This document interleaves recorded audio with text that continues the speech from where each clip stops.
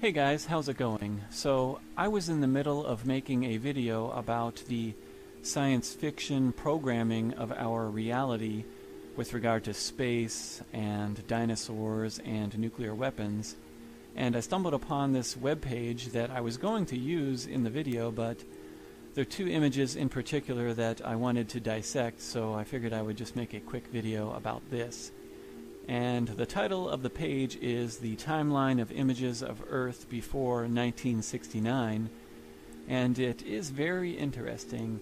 When you scroll through, you can see they start in 1350 with this Genesis story picture, and then you have the 1400, guy with an arrow shoots the Earth, which is the elements.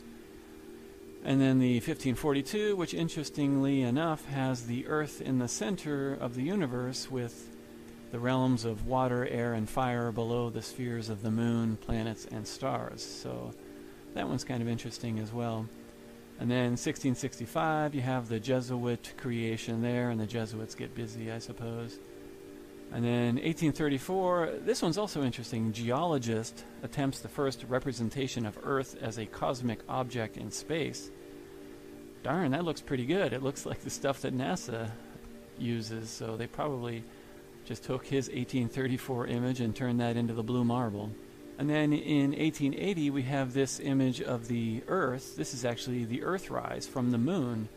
And it's so interesting how they program this stuff in the 1880s, and then what do we get from NASA but the Earthrise from the moon when they act like they're actually doing it.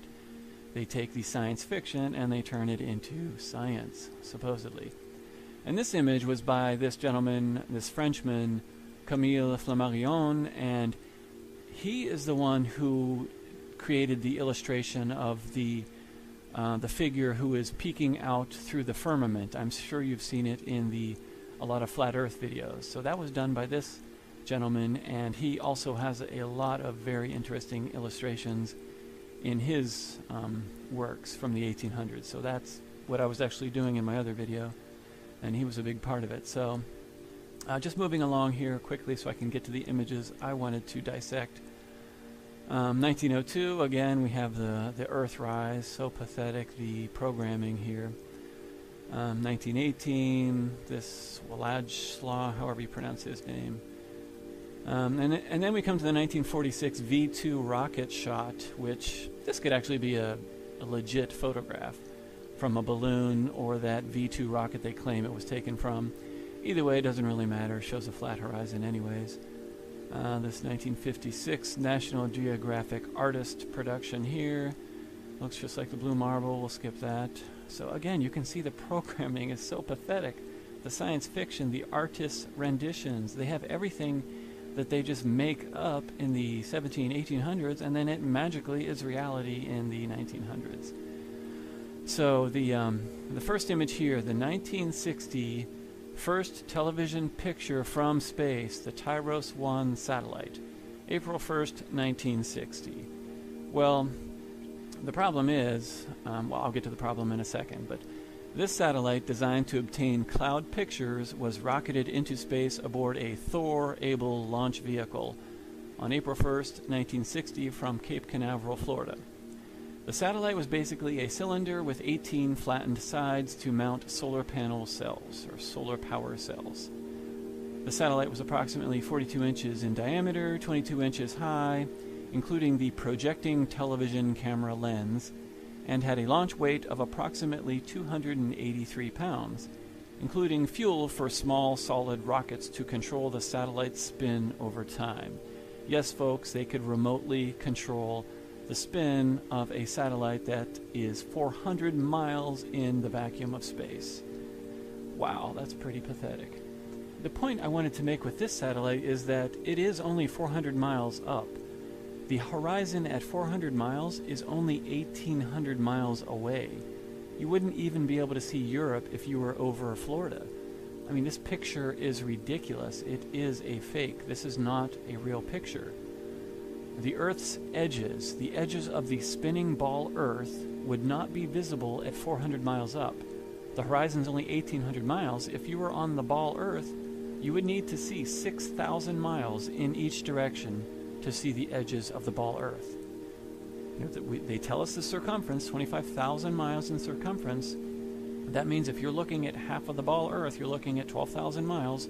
That means if you're always on top of the ball Earth. So all around you, in order to see the entire Earth, you would have to be able to see about 6,000 miles in each direction.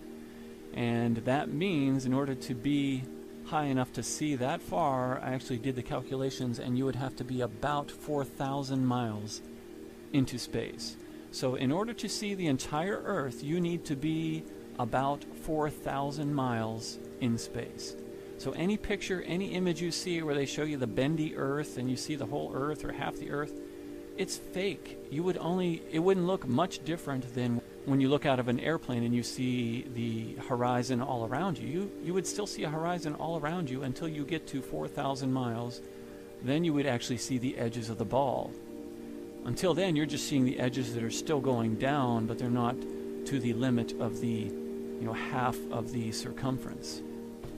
If that makes any sense. I don't even know if that makes sense. But all I know is you can't see the edges of the ball unless you can see 6,000 miles in each direction. The description of this sucker here: the main sensors that provided the cloud pictures were television cameras. The Tyros cameras were slow-scan devices that take snapshots of the scene below. One snapshot was taken every 10 seconds. These were rugged, lightweight devices weighing only about 4.5 pounds, including the camera lens.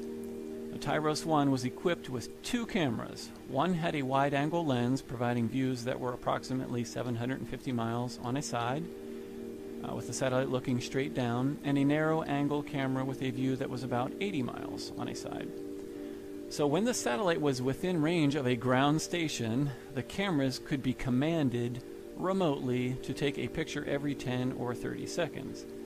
But each camera was also connected to a clock-controlled tape recorder to record images when the satellite was beyond the range of a ground station. So it was set up to automatically do this. Each recorder contained 400 feet of tape and could record up to 32 pictures for playback the next time the satellite was in range. This is just ridiculous. So this thing had 400 feet of tape. If you've ever messed with tape, what a pain.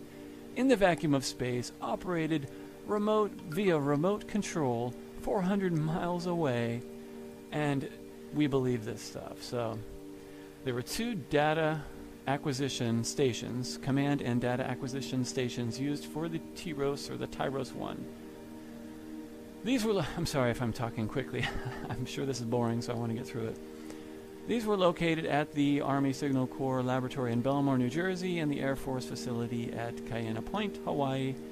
A third station used for engineering and backup was located at the RCA plant, where the Tyros was built in Hightstown, New Jersey. So, now get this. When the satellite data was read out at either of the CDA stations, it was recorded on 35mm film for making prints and large projections. From these, a hand-drawn cloud analysis was made, then transmitted by fax to the U.S. Weather Bureau National Meteorological Center near Washington, D.C. So, I don't get why they have to draw these by hand if they have the pictures, but it's just so ridiculous. It was not until 1962 that some of the actual gridded satellite pictures were sent via fax to the National Meteorological Center and some other large Weather Bureau offices. So I don't even know what to think of this. It's just ridiculous. During the 77 days it operated, the satellite sent back 19,389 usable pictures that were used in weather operations. It transmitted remotely 400 miles through the vacuum of space and through the entire atmosphere. I mean, I can't even get my Wi-Fi to work when I go outside of my house, and these guys are transmitting data from tape cassettes to and from the Earth. 400 miles difference in low Earth orbit, and it's orbiting. It's not. This was not a geostationary satellite. This thing was actually orbiting. Beyond this satellite, we have the ATS-3. This one is also a pathetic joke because this satellite, operated by NASA from 1967 until 2001, they claim it was in geostationary orbit. 22,000 miles. Then, so this is in 1967, and we're supposed to believe that they magically sent a rocket flying through the vacuum of space until it reaches the magical limit of 22,000 miles, and then it stops in its tracks. And it stays there for 34 years, because even though they claim that it was operated only until 2001, supposedly it's still up there. You can actually track the satellite. It's just to the west of Central America. Here's the other very strange thing about this satellite, is they claim that it's not being used by NASA, but it is still being used by the Antarctic mission. The Palmer Station in Antarctica currently uses this satellite from 1967. And you can see here, they say this satellite is now still being used for order wire voice, this is one of the services, public telephone, and point-to-point data transfer, remote hosts / internet access. What in the world are people thinking? This satellite was launched in 1967. The internet was not even... No, I'm sorry. 1967 technology does not enable you to use the internet 34 years later. That is just ridiculous. That is a Santa Claus story. That is a pink unicorn on a rainbow story. They're claiming that they're using the internet on a satellite, from a satellite that was launched in 1967 and was decommissioned by NASA. They quit using it in 2001. Yeah, that is just insane. I don't even know what to say about that. It's just ridiculous. So, you can see right here, they say they get 2 hours minimum per day contact with this satellite. Link quality, port affair, variable due to the ionosphere. Let's look at the comments. Shared with South Pole and LMG, problems with multipath signals from the ocean, and the ionospheric disruptions to signal. Yeah, to the balloon, I guess. You're talking about the balloons you launch all the time. That is horrible. At the South Pole Station, approximately 13 hours a day of connectivity exists using 4 satellites. The ATS-3 is one, blah, blah, blah. Now, about this photo. They claim this photo of Earth was taken November 10th, 1967. And the camera used the spin of the satellite to scan the Earth. 2,400 revolutions of the satellite, spinning at about 2 revolutions per second, were needed to produce one complete image of Earth. So gravity is strong enough to keep it stationary at 22,000 miles. Our tractor beam of gravity can stop that satellite magically, but it can't stop it from spinning, apparently. So it'll stop it at 22,000 miles, but if you spin it, it'll spin forever. That's how the tractor beam works. It has an imaginary axis out there that it just spins around magically. It is just total magic. Wow.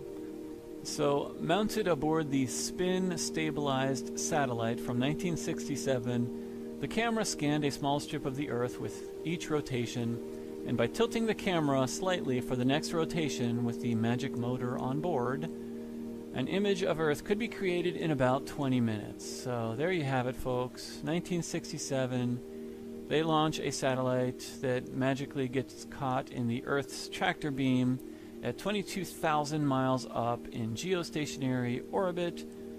I mean, it's so ridiculous. By the time it even got to 22,000 miles, I mean, the Earth would be in a different location. How long would that thing even take to get there? I'm not sure, but I mean, it would have to be going semi-slow to slow down at 22,000 miles and stop.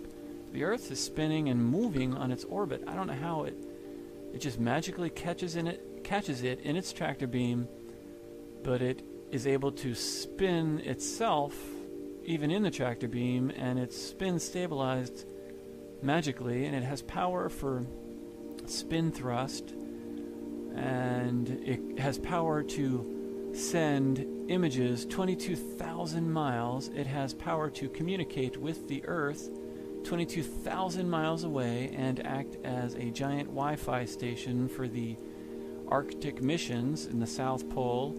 It's a telephone operator. It is, like I said, Wi-Fi. It's voice and data.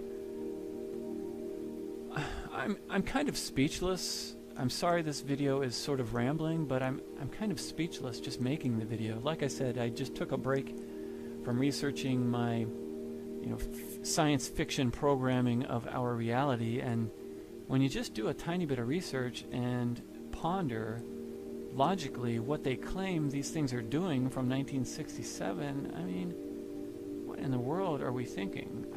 I wish it was real. I wish it were real. I wish we could believe this stuff, but I cannot bring my brain to logically accept some of these stories, some of these claims made. It defies all logic and all reason to accept these phony baloney stories from magical pink unicorn on a rainbow land. I don't know what else to say about it, guys. Anyways, so that's it. Thank you so much for watching. Let me know what you think. Do you find this as ridiculous as I do? Am I missing something? It makes no sense to me. It just sounds like a fantastic child's story. So, thanks so much for watching. Everyone have a great day. Adios. Thanks so much for watching. I hope you enjoyed this video presentation. If you did, please subscribe to my YouTube channel, like the video, and share it on your favorite social media sites. There's a lot more to come, so stay tuned and we'll see you back next time.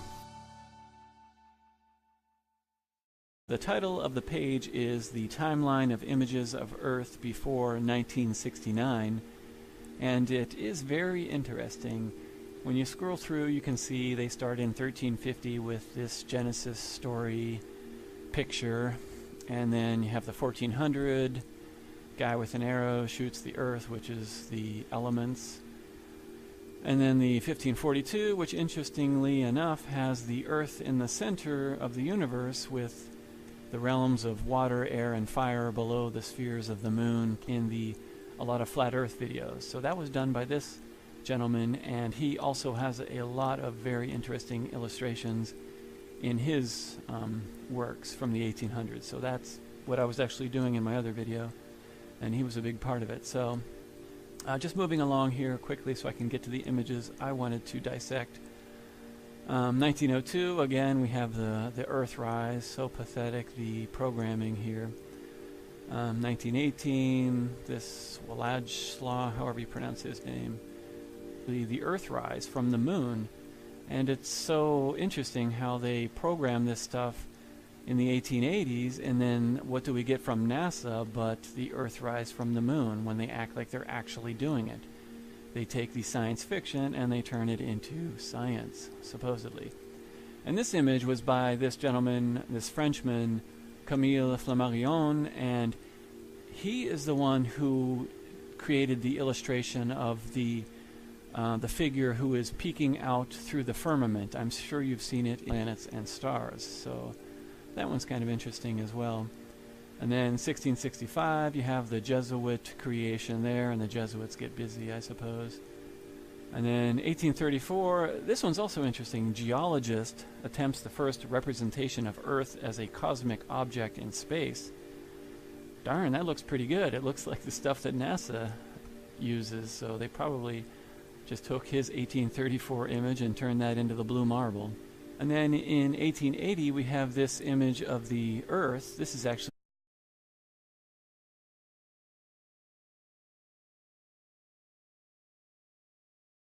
Hey guys, how's it going? So I was in the middle of making a video about the science fiction programming of our reality with regard to space and dinosaurs and nuclear weapons, and I stumbled upon this webpage that I was going to use in the video, but there are two images in particular that I wanted to dissect, so I figured I would just make a quick video about this.